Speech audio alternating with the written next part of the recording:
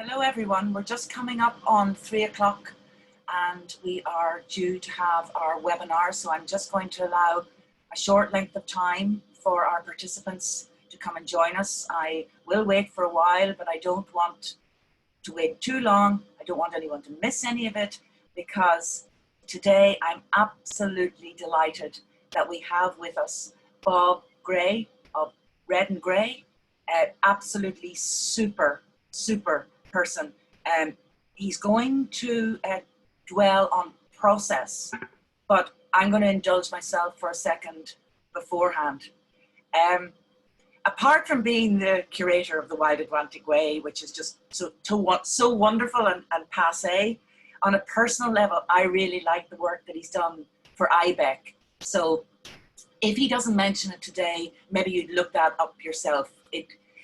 IBEC is such a managerial institute. I thought they showed such foresight in engaging this wonderful work, and it's well worth a look, because it really makes human interaction and a human reflection of business and human resources. So with that, I have large numbers on today. We have nearly 100 coming along. So the usual thing, I'm going to hand over to Bob now. Any questions you have, please put them in the Q&A and we can talk afterwards. Bob, thank you so much for being with us today. Thank you. No worries. Thank you very much, Emer. I shall share my screen.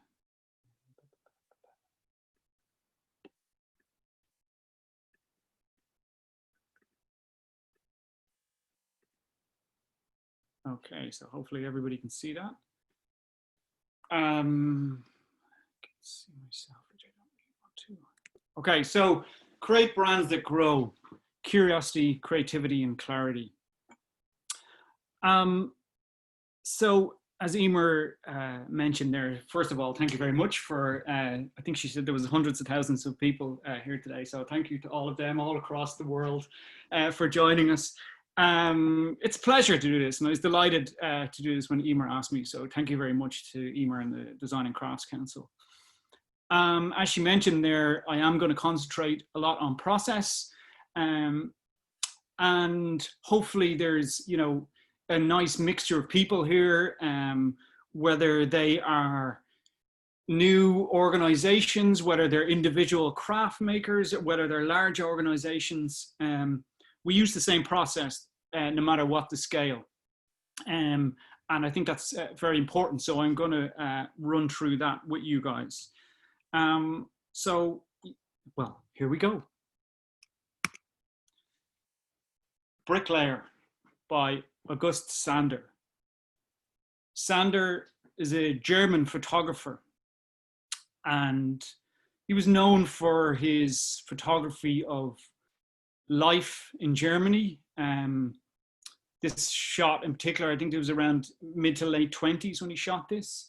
He shot a lot of industrial life. He shot a lot of buildings, landscapes, but he's probably best known for his portraiture. And there's a lot we can take from this.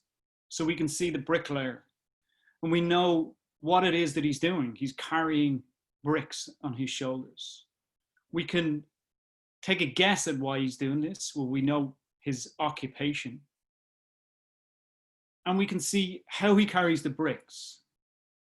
We can't see how he works after that, but you know, it's a capturing of a moment in time. There's something else as well, and that is the way in which Sander takes these photographs. So if you look, that it's from the knees up, the look straight into the camera, the use of natural light. So it's a very interesting thing for us to consider and to take on board, that idea of what it is that he's doing and who he is. And Sander did this very well. He looked at a cross section of society, from farmers to bricklayers to industrial workers. And he was capturing the person, not just the occupation of the person. This is a bar at the Palais Bergerie by Edouard Manet. And this is a really, really intriguing painting. There's so much depth in the story of this painting and so many questions that are intriguing to us. So it's well known that the location where all the crowd is, we're on a balcony. It's well known that there is a large mirror behind where the barmaid would serve the drinks. And that's where the questions start to emerge. So if this is the case, well then, who's the person behind her? Is that her reflection? Who's she talking to? What about her expression? Why does she look so forlorn? So I find this painting fascinating. There's so much going on, as well as I didn't realize that they sold Bass in early 20th century Paris, but there you go, there's 2 bottles of Bass on the counter as well. So why did Manet paint this painting the way that he did? We know how he painted it because we can see the expert brushstrokes. If we see this in the flesh, we can see the detail that he was able to get. And yet the people in the background are painted really quickly. And the couple in the background are also painted in a very different way. So the brushstrokes are really intriguing here. So is it in fact a reflection? If so, where's the gentleman? Is it perhaps a memory of the barmaid? Is it something that's already happened in time and she's worried about the future? So there's lots and lots of questions within this painting. We know what it is. We know how she goes about her business. And there's questions around why that he painted it in this specific way. What's the history? What's going to happen next? So there's a fascinating narrative within this painting. And we need a lot of paintings. The other thing, of course, is that this is a painting. And therefore, as well as the reasons why Manet painted this, and he died a couple of years after this, but as well as the reasons why he painted this, and as well as the narrative that he wanted to tell, he was also a painter. And the idea of painting, the idea of putting a brushstroke to a page or a pencil to a page, that's a different thing again. So there's an awful lot going on in this. This is A Short History of America by Robert Crumb. Now this was 1979, that it was completed, it'd be kind of different right now. But again, this is a different method of capturing time from the early empty fields where we see life in the birds and the trees to the bustling neighborhood of the future with the takeaway and the cars and different things, all the telephone lines and wires and electricity and the future, the progress. And this is again is really interesting if we think about it. So, you know, in 12 slides, Crumb is able to capture a short history of America. Now, we don't know why he did this. We don't know if he's trying to comment on the future. We don't know if he's trying to comment on the past. But we do know what he's done and we know how he's done it. And again, this is something that we can capture and learn from. In Mayan culture, they often talk about walking the path of life. And they talk about this walking across a mountain ridge. You walk across that path of the mountain ridge. And if you fall down too far to one side, you fall into the history and the pattern. And you can get stuck there and can't get back to the path. If you fall down the other side, you go too close to future and to progress. And again, you can't get back to the path. And the whole thing is about balance. We need to balance between pattern and progress. We need to balance between that source, that past, that heritage, and the future. And both are equally important to us. This is Ernest Hemingway. An interesting photograph again. I'm not sure he was actually writing anything here. Maybe he was just posing for a photograph. I'll come back to that later. So Hemingway, as the story goes, he liked to drink, we know that. So he's having a few drinks with his pals.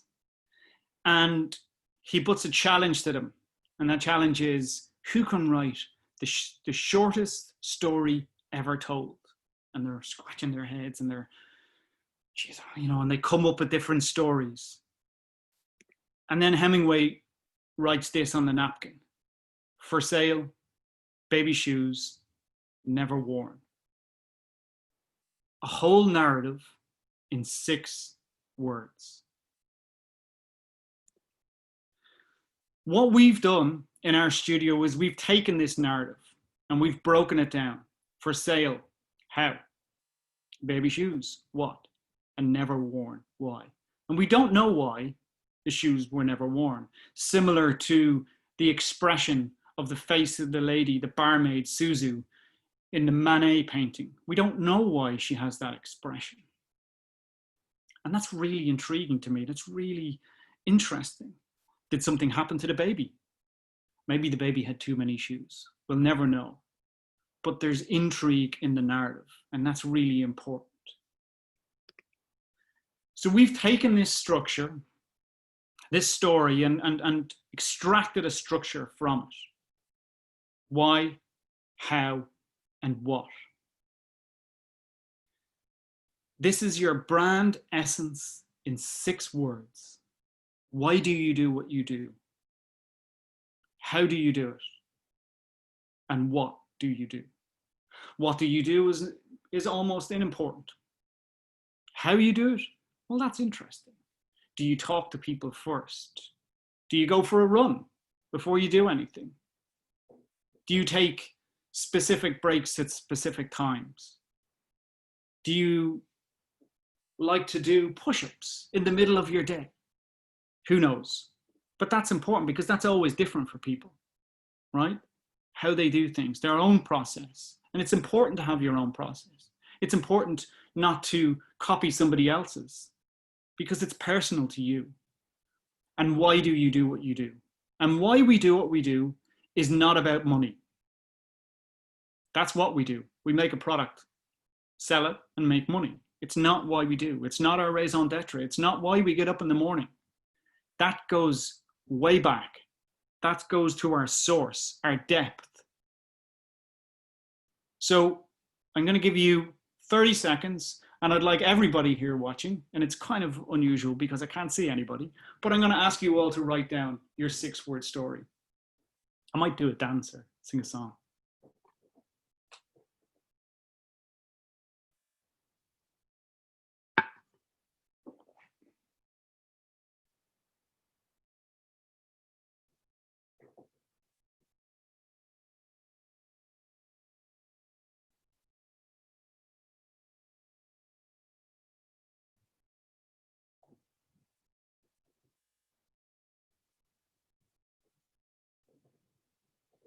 They say never to have silence on radio programs. Luckily, we're not on the radio. Take the piece of paper, take wherever you've written down your 6th story, fold it and put it away. I'm going to ask you to do something with it later, but hold on to it, okay? So, as I mentioned there, in between your why and your how, that's your source, your past. In between your why and your what, that's the future, that's your scope. That's where you're moving towards. And in between your how and your what is your system, that is the present. Your past is eternal. It's your own mythology. It's your own pattern. It's timeless. The moral of your story is timeless. How you tell that story is timely. That's the future. That's the scope that you're moving towards.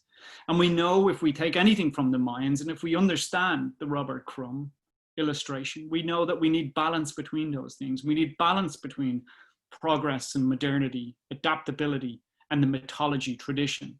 So we need to balance those 2 things. And of course, as a design studio, we need to understand with our clients and create a system that is dynamic, that has consistency in change. In the same way that the Crumb illustration has consistency in change. It has a very simple grid system that doesn't change, but yet what happens inside it changes. And again, I'll get to that later. Your brand essence. How you do it, why you do what you do, and what do you do. So you can see here, there are a few different circles that I'm going to talk through, and I'll talk through these relatively quickly. Once your brand essence is clear, the consequences for your brand identity, your communication, and your marketing and your sales will be clear. Without your brand essence, without understanding or making clear who it is that you are and why you're doing what you're doing, there is no point in communicating this externally. You need to understand it internally. And even if you've done similar processes again, I would suggest that you do it again and clarify this. If you aren't different, you have no identity. And to have a brand, you need an identity. David Trott. If you don't know who David Trott is, look him up. He's got a fantastic blog. Your identity toolkit. This is your kit of parts. This is your tone of voice and your tone of visual. Your logo type, your color, your language, whether it's three-dimensional aspects, typography, layout, iconography, motion, photography, film, illustration, etc., etc. There can be more and there can be less, and that's okay. But you need to understand that your identity, your brand, is not a logo. That is one small part of the whole brand.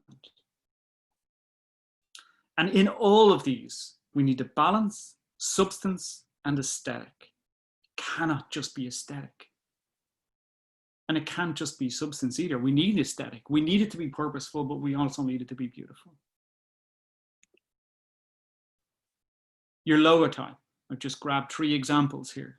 And the reason why I use a logo type rather than a logo is because we're not all Nike. And not everybody will remember the little tick. That takes time, and it takes a lot of people to understand who you are. But each of these has the essence at the heart of them. So Pivot Dublin, that rotating V, where the word spins underneath it. This was for Dublin's bid to become world design capital. Frontline, the many disparate parts of this organization, and yet to be released, but it's here now. Anyway, the new identity for Dublin City Council's art office. And that's a language based on the spaces in between the city, because that's where art exists, and art exists everywhere. It exists in all those spaces, and it's important to us. It's part of our culture and our pride and our tradition of who we are. Color. As Emer mentioned, Daddy's squiggly line, which is fondly known of in my house, but the Wild Atlantic Way. When we were creating the color system for the Wild Atlantic Way, this is a photography by Sean and Yvette, by the way. But while we're creating the color system, we decided not to look in the Pantone book, but to look out the window, to look at the west of Ireland, and to look at the colors that exist there, and look at how those colors change over time. They're very different in the autumn and in the winter than they are in the summer and the spring. So that's where we get our color from. It is a multitude of colors. It is the west of Ireland. That's where the color system should come from. It shouldn't come from anywhere else, because that's what it is. That's what the heart of what that project is all about. Language. Language is really, really important to everybody in Ireland. It's really important to us in our studio. It's one of the first things that we start to explore with our research. And this was just a simple language system that we created for an English learning training school, ELT, extra large trousers, elephants love toast. We had great fun with this. And we created a whole system around it. And these were in the canteen, and there were blank ones where people got to fill them in on chalkboards, etc. But we put language at the heart of this because we speak this, and we, you know, it's a really important part of who we are. This was the project that Emer was mentioning earlier. We've worked with IBEC now for a couple of years, and very early on, we made it clear that, you know, we wanted to work on the projects that made a difference, that we have a different process to most people, that we approach the projects with empathy, with understanding the needs, but also with creating something that perhaps people hadn't considered before. This particular project was actually it was a book about statistics. That's it. The sustainability, the clarity, the transparency of the substance of Ireland. So we made these minimal, perfect sculptural pieces and photographed them. The orange is always Ireland in this. And this is a really interesting perspex. It attracts light into the main body and it emits a light around the outside. So there's no Photoshop here. This is simply a photograph with this is how it looks. And we created a whole series of these. And from this, that materiality, that substance, that three-dimensional aspect, we've brought that into most, if not all, of the projects that we do for IBEC. This is the next one. This is for Drinks Ireland, and recently won a European Design Award for this project. It was a review of their annual accounts. Play this.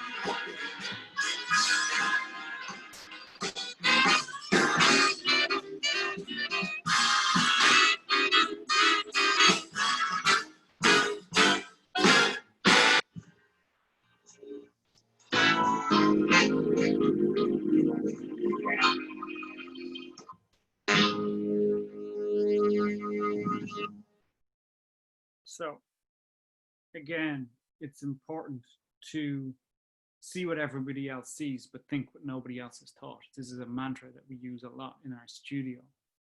They asked us to create an annual review, and this is what we did. And of course, the photographs then feature in the book. Typography. And we don't need type layout here. We mean typography, typefaces. This is a bespoke typeface that we created for Oxford University's Science Innovation program. And it is based on, again, every project that we do, every part of this comes from the essence. It comes from that 6-word story. It comes from the workshops that we would have done with the guys. And the 6-word story workshop is, we've done that with 2 people and we've done it with 1,000 people. But it's really important. And this is how we use it, actually. I hadn't intended on saying this, but this is how we use it. In Maori culture, when they were building a boat, they would make a fire and everybody would gather around the fire. And the chief would give tasks to every single person and tell them to go off and do their tasks. And somebody would be tanning the leather, somebody would be collecting wood, somebody would be whatever. They all had a task. And as they go away, they do the task and they come back again. And they go, Jesus, I can't remember. What was I meant to do again? You were meant to collect. All right, good enough. And they go off again. And they come back. Oh, Christ, what was I meant to do? You were meant to be making tar. Oh, all right, yeah. The chief is the guiding star. He's the guiding light. He reminds people what it is their task is. And that's what our 6-word story is. So while we're making all of these things, whether it be color or language or whatever it is, we have that 6-word story on the wall. That's our guiding light. That's where our brief comes from. And that's important. This is another piece of typography. It's a custom typeface that we're currently working on for a new magazine and app called Holograph. And Bruno in the studio is working on this with Bobby Tannum. So another bespoke type. Layout. It's really important to be able to tell the story that you want to tell. This was for the National College of Art. And every page, no matter what the amount of typography, it fit the page. If there was lots of type, then the type was very small. If there was a minimal amount of type, then the type was very large, as long as it fit the page. Again, another project, the G7. Again, it's a very interesting corporate layout, but you know, we need to understand who's picking this thing up and reading it. The graphic system. This was for Stanley Carbon, an engineering company in the south of Holland. And this breaks down into their location. It breaks down into the capacity of gas they have, the different products that they make. And every single organization that buys their products, they get this flag folded up with the brochure. Conscious of time, I shall keep moving quickly.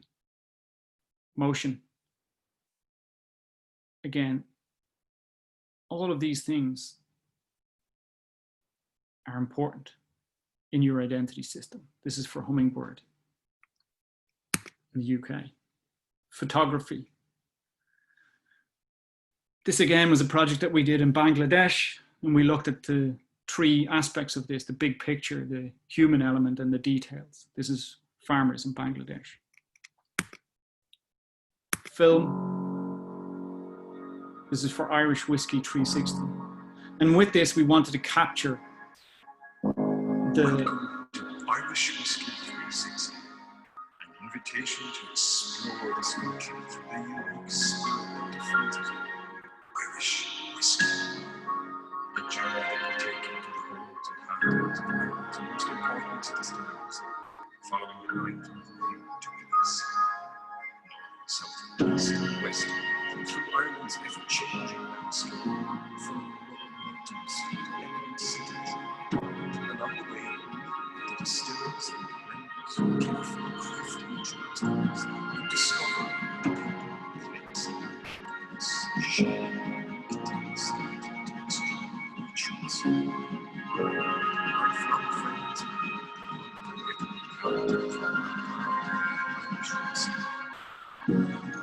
Irish Whiskey 360, many characters, shapes. Again, with this, we wanted to capture, as I was saying, the 360-degree whiskey experience and the fact that it is all across Ireland. Illustration. These were for Ashoka, for a campaign some years back. Communication. I'm going to speed up. I'm looking at the time here. Consistency and change. Allow for your brand to adapt, live, and grow across all contexts. So an ad that you might have on the radio is going to be very different to an ad you have on a bus. A communication booklet that you hand out to somebody is going to be very different to the website, because people experience these things in different ways, in different contexts, and that's really, really important. If, for example, I put my hand up and I'm on Fifth Avenue in New York City, a taxi might stop. But if I put my hand up in a classroom in Finglas, somebody might ask me, what's the question? So context changes, and therefore we need to change with the context and be adaptable.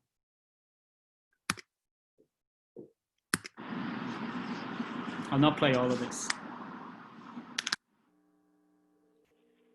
Make no mistake, we hate sustainability. We hate that people don't even want to hear the word anymore. We hate that it has become a management decision that gets passed down like secondhand shoes. We're over it. We're here to unveil a new age of design, one that is about making better things and making things better, one that is built upon an insatiable curiosity and inexhaustible work ethic, one that gives the power back to the makers of things instead of makers of decisions. This is about better choices for better tomorrows. It's about opportunities, not obstacles. Okay. I'll comment on that in a second. This is The New Office by Anna Zimmerman. I was on a call a couple of days ago to a PR company. Really nice guys. But I noticed that their background was curated. I noticed that, you know, they had fresh flowers. Meanwhile, my background was my kids running in and out. My background was a lightsaber and whatever that was around me. And, you know, they deliberately curated their background so that they would have a sense of who they wanted to portray themselves as. And I kind of thought that was kind of interesting. You know, the origin of the word public relations comes from propaganda. And it was an invented word after the Second World War because propaganda, well, some negative connotations towards that one. So that's kind of, I thought that was kind of interesting, you know, that they had curated their space so well, and that's okay, you know. And actually on that, the origin of the word curation is to caretake, is to take care. Now, the mere fact that I'm mentioning this, perhaps that my messiness was also curated. As I mentioned, this is Anna Zimmerman. This is a project that she conducted in Eindhoven. It's not a real background, it's just a poster. So I suppose there's two things that I want to mention with this. One is belief. When you communicate something, when you use certain imagery, you're having a conversation with somebody. And you need to do that truthfully. You need to communicate truthfully, because if you don't, if, for example, you use stock photography of, you know, whatever, white-teethed, smiling Americans high-fiving, then that will put a doubt in the people that you're supposed to be talking to. Subconsciously, perhaps, but it will put a doubt in there. And if there's a doubt, then maybe they won't believe everything that you say. And if they don't believe everything that you say, well, then you cannot have dialogue. And dialogue is one of the most important things that you can have in a brand. You need to be able to talk to your customers. You need to be able to talk to your clients. So two things here. One is to communicate truthfully and to understand everything that you do. And the other one is to understand the origin of the words that you use, to understand your lexicon, to understand that there is a meaning behind these. Marketing. Oh, marketing. Understand it. That's all I'm going to talk about. Actions have consequences. You have responsibility to understand and communicate and show them to the right market. So don't go trying to sell something to a market that doesn't want it just because you want to make more money. You understand your market. You understand the needs of your market. And you productize within that market. And you will grow because you will have that communication, that honest communication with people, which allows for dialogue and allows for your brand to have substance. Advertising. And this is slightly different, and that's okay. It's not about being right. It's about being interesting.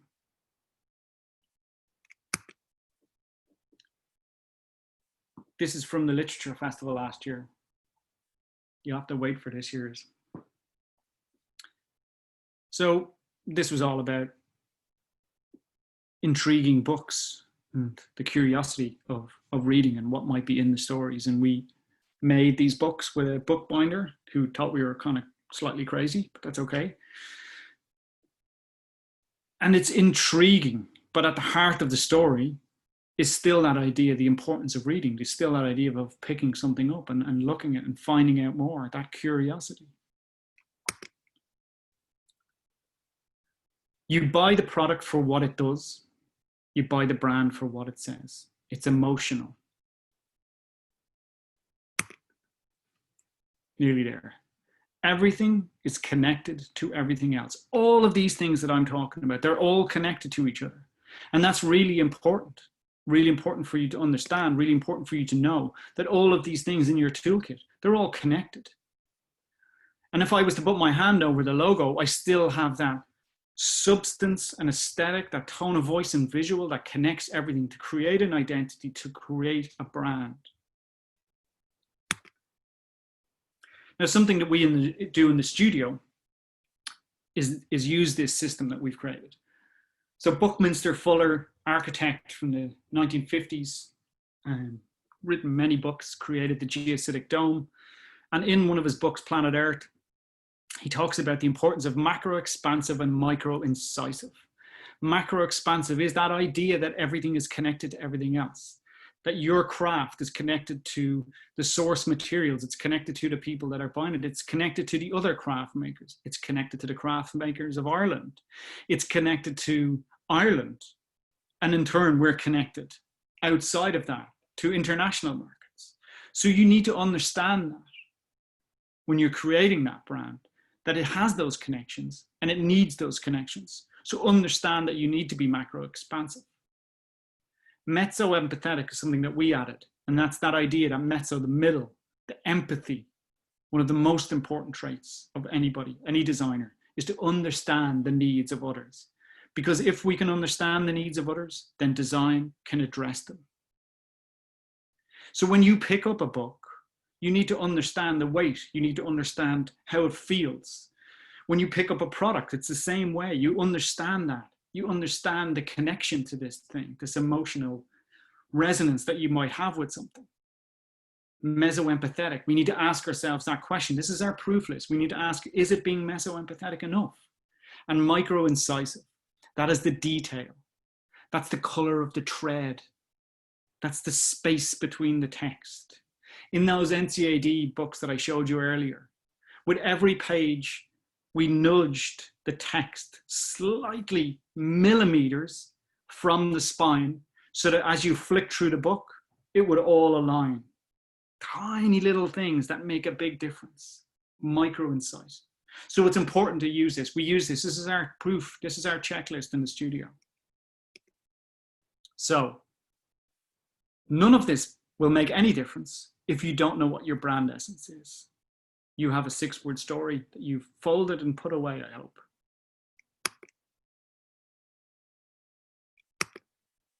Curiosity is at the heart of Red and Grey.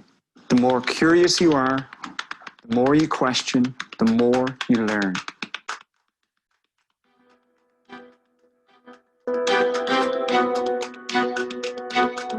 We're curious about everything, from the space between things to first lines and visible invisibles.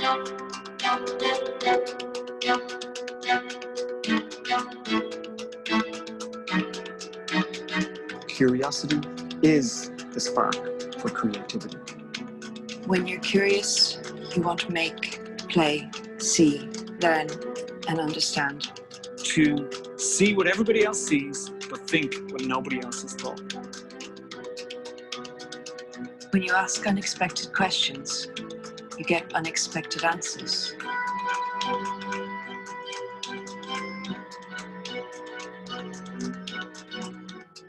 Interesting questions help us gather inspiring and thought-provoking research, and that's really exciting.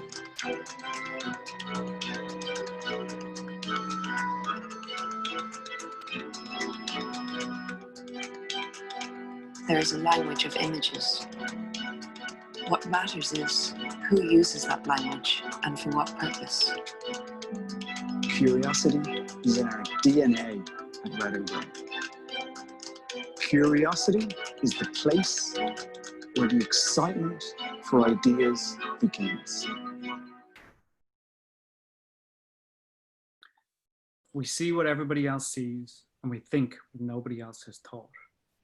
This is really important to us. I mentioned it earlier and I'll mention it again. It's in that video. I haven't gone into the research in the studio, but that aspect of looking and understanding is so important in the process. But it's not just us. The designers, whoever it is that you work with, they don't go off. You shouldn't expect them to go off and come back with this magic box. You need to work with them. But it's their job to look at things that everybody else looks at and see them differently. Before I finish, I'm going to read an extract from Philip Pullman book, Essays on Storytelling. Let me try and describe briefly what it's like to feel inspired in the way that I think people mean when they talk about inspiration.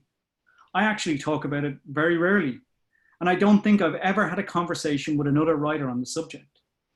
But this is what it feels like to me. It feels like discovery, not invention. It feels as if the story I'm writing already exists in some platonic way, and that I'm privileged from time to time to gain access to it.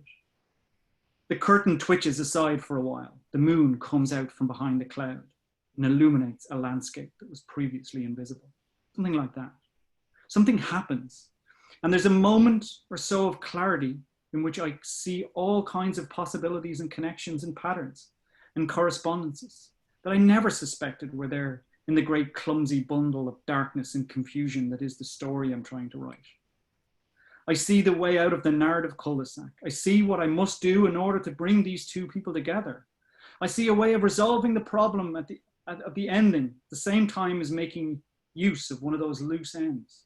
I see a perfection of form that makes it worth continuing to struggle with the intractable material I have to shape out of.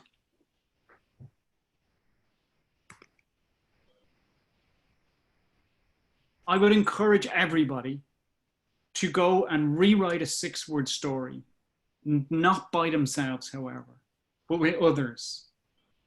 Have a conversation with them, other people that you work with, if it's one person or 10 people, or some clients, to write a 6-word story.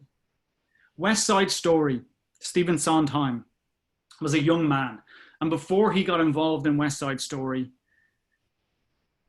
the greatest people in theater were all around the table, but they couldn't come up with anything good. It was obvious. They needed that friction, and that friction created that spark. So the people that came up with it, once he was involved, it became one of the greatest theaters shows ever made. So when you do pick those people that you're going to write your 6-word story with, you can leave the one folded behind and look at that again later.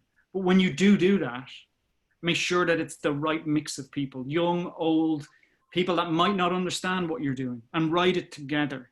Because with that friction, sparks emerge, and that's a creative process. So go and write your brand essence in 6 words. Final slide. I know I'm over, sorry, Emer. I know a lot of you are craft makers, but craft is a dangerous thing. It should be in second position to what it is that you're doing. And the reason why I'm showing this is not because craft is unimportant. Of course it's important. But be empathetic. Understand your brand. Understand your audience. And have an idea at the heart of what it is that you do. Because that's the difference that makes the difference. Thank you. Bob, that was just absolutely superb.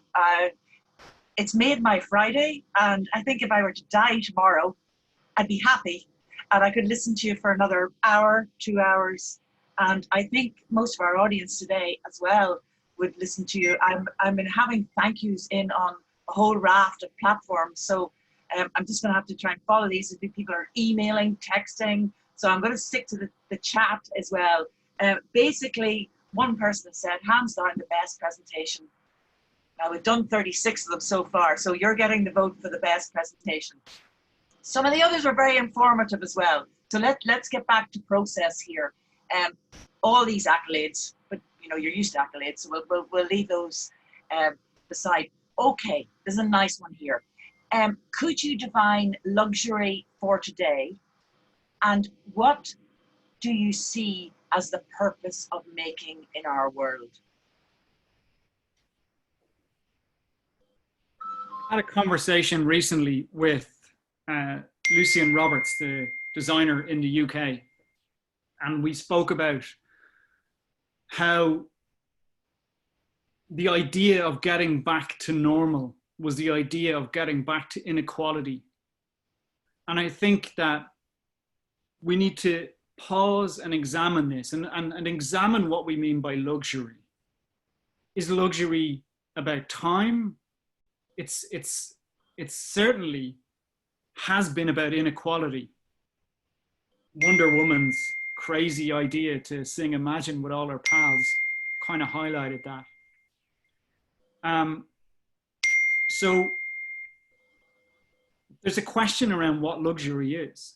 Is that around family? Is that around time? Is that around, you know, I'm working on a project with a poet at the moment, and he told me that every day he writes something down that he does not want to come out of this time that we're in and forget about. Because that's luxury. They're the things that mean the most to us. They're the things that have the most purpose. They're the things that drive us every day. That's luxury. It's not actual things that we pick up. It's the experience of those things. And the purpose of making, what I think we've always been driven to make, and it goes back to that Edouard Manet painting. It goes back further to that. It goes back to the cave drawings. So there's two reasons why they drew in the caves in the south of France all those thousands of years ago.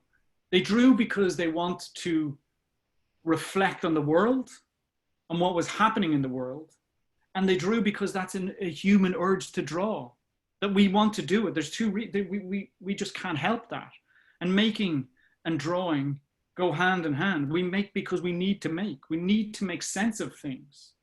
So luxury needs to be questioned because it needs to be equal. And the second part, of course, is the purpose of making is to make sense of the world. Okay, I'm getting huge accolades in again, stunning presentation. You know, they're just absolutely delighted. Hands down, the best presentation on branding I've ever had. A joy to hear. Someone's asking about the recording. I hope you don't mind. I'll be putting it up on our website tonight, Mr. Gray, with your permission. Fantastic presentation. Lots to think on and develop. Okay, this person's saying it made their Friday too. Love the emphasis on empathy, curiosity, dialogue, connectivity, and meaning. Okay, okay, I've got somebody who's writing to me. Oh, Gail, she's really testing me because I'm supposed to be learning. Okay, from who owns the craft. She owns runs a craft village in Glencolmkill. A terrific presentation, Bob. Gurmila Mayogat. Looking forward to creating my 6-word stories. Greetings from Glencolmkill. Excellent presentation. Thank you so much, Bob. Question. I am a one-person business, but using I as opposed to we. Sometimes feel small and cottage industry. Is it better to pretend to be bigger and use we when speaking about your business or your brand? What do you think? No, I don't think so. I think, you know, a couple of years ago, we designed, and these things were happening simultaneously. We were working with a company called Top Desk in the Netherlands, and they made the processes for food systems for KLM. So it was a huge organization, and there was over 100 people in the workshop, and we used the 6-word story workshop. At the same time, now it was we, but there was only 2 of them. We branded a cookie company in Dublin 8. But the answer is easy. It's about honesty. If you're honest about who you are, why you're doing what you're doing, then people will respond to that. And if people don't, that's okay. If you believe in what you do and somebody else doesn't, that's okay. You're doing something right because you're doing it for the right reason. So no, don't try to be something that you're not. Communicate honestly. You will have better dialogue, and your brand will grow organically. It will grow in the right way. Thanks for the question. Bob, thank you so much. I mean, I'd like you to spend a little time on this one, but I'd love to be able to just take you off for a coffee and talk about this one all night. In Ireland, there's a perceived difference between the arts and making. Discuss, Bob. Whoa. Thank you, Hillary. Oh, with quick other thing, shout out to Monica who can't make it. She told me to say that. Okay. I'm not sure I'm qualified to answer this question. I think as far as the arts is concerned, I believe that that is our culture. That's part of our culture. And therefore, it's part of our identity. And to have an identity, we need to have pride. And therefore, we have pride in our culture. So it's cyclical. These things are connected. Our culture, our identity, and our pride, they're all connected and they all feed off each other. I think that making is a part of of that culture. I think it's different to the arts, but I think it's I'm not sure I'm answering the question the way they want me to answer the question, but I think it's a manifestation of that, in the same way that literature is a manifestation of that. But I think, and I mentioned this earlier, everything is connected to everything else. And if we dig deep enough into our source, which I spoke about at the very beginning, there's a timelessness that is inherent in everything that we do in Ireland. And that includes making, that includes art, that includes taking a piece of charcoal and putting a mark on a page. So they're all connected and they're all part of our culture and our pride and who we are. So I'm not sure if it's even worth debating in a way, because I think it's okay. An oak forest has massive trees, and they all might be, if you walk through that forest, you can see that the trunks of the trees are never going to touch each other. But if you dug up the ground, the roots of those trees are all connected. So if we dig deep enough into our culture and into our history and into the source of who we are, we will see that all of these things are connected. And if we go up far enough into the sky, where our heads are, their heads are in the clouds, our feet are on the ground, we can see that the branches will start to connect again.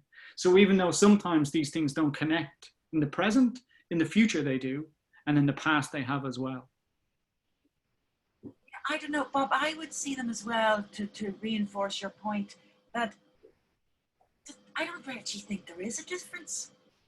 They're a continuum of one another, and craft and design is every bit as valid as art. If someone's coming into that kind of maybe differentiation, you know, that may be historic, and someone's come in with a lovely point here that making has many different benefits. One is making with the hands frees the mind. Nice. Yeah, that is nice. And I just think that it's keeping everybody all connected. Agreed, Bob and Emer, all connected. Thanks for emphasizing. I think it's as well, it's that idea of looking. David Hockney talks about this a lot, that idea of looking, really looking at something and really observing the thing. And from the thing that you look at, whatever way that manifests through you, that's of importance. Mick O'Dea was talking recently to me, the artist, and he spoke about how the color blue of the Atlantic, when you look north, is darker and deeper blue than if you look west or south. And it's that level of looking that he then can manifest through painting, but a maker will manifest it through something else. But the importance thing, as I say, that Hockney talks a lot about, is that idea of the ability to look, and to look beyond the obvious, and to see things that nobody else has seen. We have a comment here. Society creates these categories and markets dictate it too. It's so artificial. Okay. We have someone who's looking for literature recommendations for pursuing brand. And I presume if you were to give me some of those later, maybe, or yeah, I get asked this question a lot. Academic, is it? Well, I think that, you know, follow your own curiosity. That's where the answer is. I mean, I can say to you, the last two books I've read, I'm still reading Philip Pullman, by the way, it's a great book. But the last couple of books that I've read have been the Beastie Boys book, which I got a hell of a lot out of, and Miranda July, the performance artist's book. But they're close to my source and my own cultural attraction. But somebody else can be very different. You know, all I would say is just read as much as you can and you know, watch all manner of cultures. Don't follow the algorithms. The algorithms tell you what they think you might like, but they don't talk about the things you might not. And that's important as well, to find them out. Good. We have an awful lot of thank yous in, as I was saying, and people were eulogizing, and rightly so. We're coming to the end, and I was just wondering, as I glanced down here, lots of thank yous, amazing, thanks, so enthusiastic, incredible presentation, so inspiring. Would you have any closing comments, Bob, for us? I suppose it's that thing that, you know, do please do your 6-word stories. Send them to me. I've written loads of them. I've written loads of them with people, but do send them on. I'll be interested to see what they are. But it is that thing of, if you're doing something that nobody likes, that's okay. That is okay. I think you're doing something right. And just keep doing it. Understand your source and understand your scope. Understand where you're going. All the identity is, that's just a system that makes sense of it for you.